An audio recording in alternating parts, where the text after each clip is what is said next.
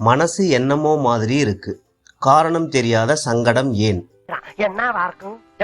இது மனம் சார்ந்த பிரச்சனையும் இல்லை, கற்பனையான சூழ்நிலையும் இல்லை. பிறகு ஏன் மனம் சங்கடத்தில் தவிக்கிறது? காரணம் இதுதான், உடலும் மனமும் சேர்ந்து இருக்கும் தருணம் தான் அது. இது போன்ற சூழ்நிலை எப்போதாவது தான் நடக்கும். இதனால் என்ன பிரச்சனை? மனம் ஏன் சங்கடப்படுகிறது? மனம் எப்போதும் ஏதேனும் ஒரு நினைவில் இயங்கிக் கொண்டே இருக்கும். நினைவுகள் இல்லாத சலனமற்ற நிலையை மனம் ஏதோ ஒரு மாதிரி இருக்கு என்று உணர்கிறது. இந்த சூழ்நிலையில் உங்கள் மனம் உணர்வது அல்லது நினைப்பது எதுவாக இருந்தாலும் அந்த எண்ணம் விரைவில் செயல்பாட்டுக்கு வரும் அல்லது நடக்கும்.